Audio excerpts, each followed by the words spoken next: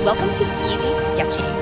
We bring words to ideas, then give them life to form masterpieces of morphologies as visual mnemonics. बिस्मिल्लाहिर्रहमानिर्रहीम। तो आज हम करने जा रहे हैं surface epithelial tumour, very important. तो इसकी क्लासिफिकेशन भी इम्पोर्टेंट थी, लास्ट लेक्चर में हम कर चुके हैं। तो अभी हम आगे देखते हैं तो इसमें ट्यूमर कौन कौन से आते हैं। तो इसकी पहले पैथोफिजियोलॉजी थोड़ी सी देख लेते हैं। सिलोमिक एपिथेलियम जो ओवरी को अंडरलाइन करती है, उसमें जब रिपीटेड ओवल्यूशन होती है तो उसके बाद स्कारिंग होती है, तो जिसकी वजह से एपिथेलियम जो है वो ओवरी की कॉर्टेक्स में इंट्रैप्ट हो जाती है और एपिथेलियल सिस्ट बन जाती हैं और उनमें बाद में चेंज आती है और that is lead to new plastic transformation. तो बाद में ये मल्टीपल ट्यूमर्स बनते हैं, बन सकते हैं, तो कार्सिनोमा भी बन सकते हैं। तो ठीक है, अब इसमें मेन जो चीज़ है ना, मैंने अंडरलाइन की हुई है रिपीटेड ओवल्यूशन।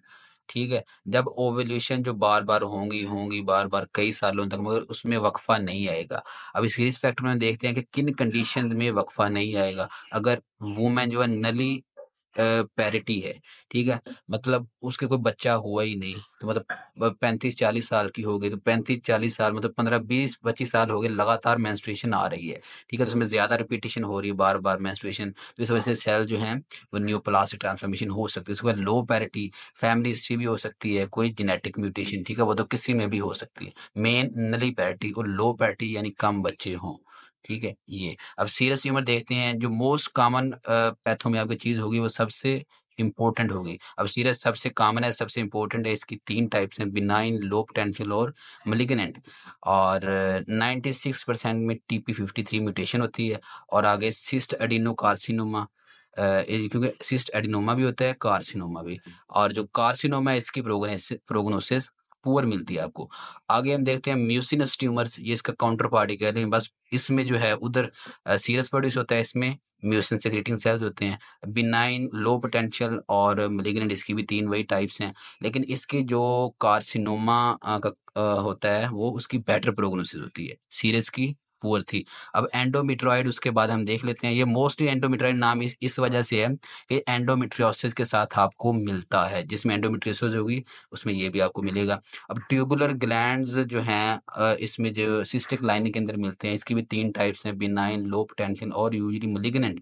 सबसे ज्यादा मलिग्नेंट ये पाया जाता है और बाइलेटरल मिलता है और P10 म्यूटेशन।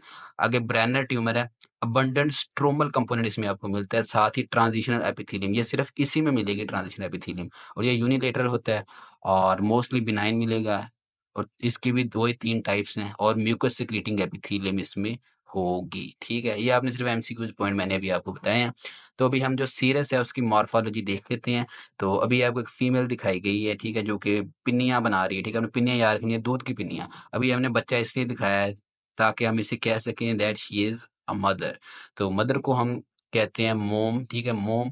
अब वो पिन्नियां बना रही है, दूध की पिन्नियां है या कोई भी पिन्नियां हो, ठीक है, आपने दूध लाजमी या दूध इसमें लाजमी मिला हुआ है, तो ये जो भी मैंने अंडरलाइन किया है।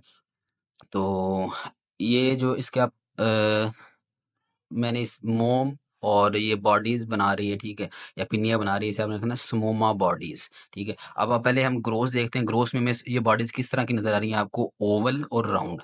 ठीक है, तो माइक्रोस्कोपी में हमने क्या कहना है, माइक्रोस्कोपी में हमने लिखना है स्मोमा बॉडीज। ठीक है, मोम और ये बॉडीज बना रही है, इसे स्मोमा बॉडी होती क्या है, ये कॉन्सेंट्रिकली लैमिनेटेड कैल्सिफाइड कैनक्रीशन। इस वजह से मैं कह रहा था कि ये दूध की बनी हुई है, ठीक है, इसलिए वाइट भी दिखाई गई हैं, क्योंकि दूध जो है वो कैल्सिफिकेशन को शो करता है। तो ये हमें इस मरतबा ओएसपी में आया था, व्हाट आर स्मोमा बॉडीज। तो कैविटी ये आपको नजर आ रही है, ठीक है, इसमें जो सिस्ट की कैविटी होगी वो सीरस फ्लूइड से फिल्ड होगी।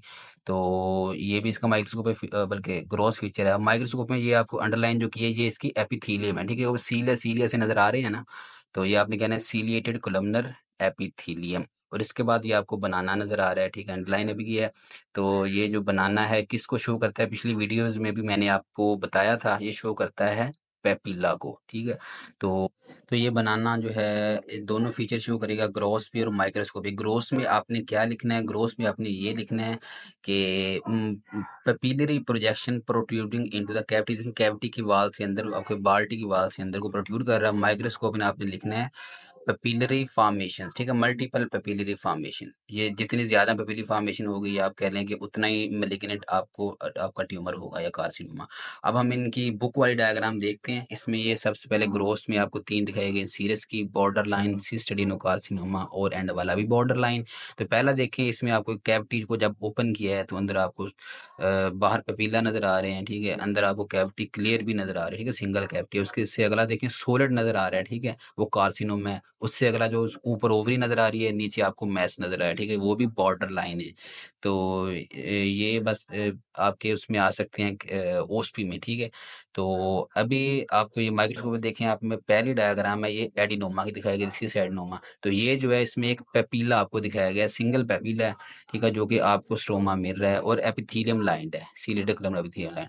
आगे देखें, आपको जो एपिथेलियम है बी डायग्राम में, ये आपको स्ट्रेटिफाइड मिल रही है, मतलब इसकी जो लेयर्स हैं वो बढ़ गई हैं, ठीक है, तो बॉर्डर लाइन है ये अगला। उससे आगे आपको देखें पेपीला ज्यादा नजर आ रहे हैं, ये 2 पेपीला अंडरलाइन के हैं तो काफी इसमें। तो ये मलिग्नेंट है लेकिन लो पोटेंशियल है, ठीक है। तो अभी तक स्ट्रोमा में इन्वेड नहीं किया इसमें। तो आगे देखें, स्ट्रोमा को इन्वेड कर चुका है, ठीक है, तो ये हाई पोटेंशियल है।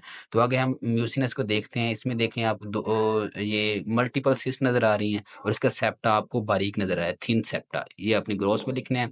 और इसके बाद ये देखें, आपको माइक्रोस्कोपिक डायग्राम दिखाई गई है। इसमें ये कैविटी है, सिस्टिक कैविटी, जो कि अंडरलाइन है by columnar epithelium, not ciliated, only columnar epithelium. तो ये अब हम देख लेते हैं सीरस और म्यूसिनस में फर्क क्या है, ठीक है, इनमें डिफरेंस है। सीरस जो है इसमें सीरस प्रोड्यूस होगा, म्यूसिनस में म्यूसिन प्रोड्यूस होगा। अब सीरस जो है ये मोस्टली यूनिलेटरल होता है, ये सिनेरियो में चीजें आएंगी, ठीक है, यूनिलेटरल, और म्यूसिनस बाइलेटरल, सिनेरियो इन्हीं चीजों से पकड़ा जाता है। तो दूसरा, इसमें सिंगल कैविटी आपको मोस्टली मिलेगी, लेकिन म्यूसिनस में आपको मल्टीसिस्टिक होगा, ठीक है, और सीरस स्मॉलर ट्यूमर होगा। लेकिन जो म्यूसिनस है ये हमेशा लार्जर आपको मिलेगा। पीछे डायग्राम में भी दिखाया है, सीरस में आपको सीडिएटेड कोलमनर एपिथेलियम मिलेगी, जो कि क्या सीक्रेट करती थी, सीरस सीक्रेट करती है। लेकिन म्यूसिनस में आपको कोलमनर एपिथेलियम मिलती है, ठीक है।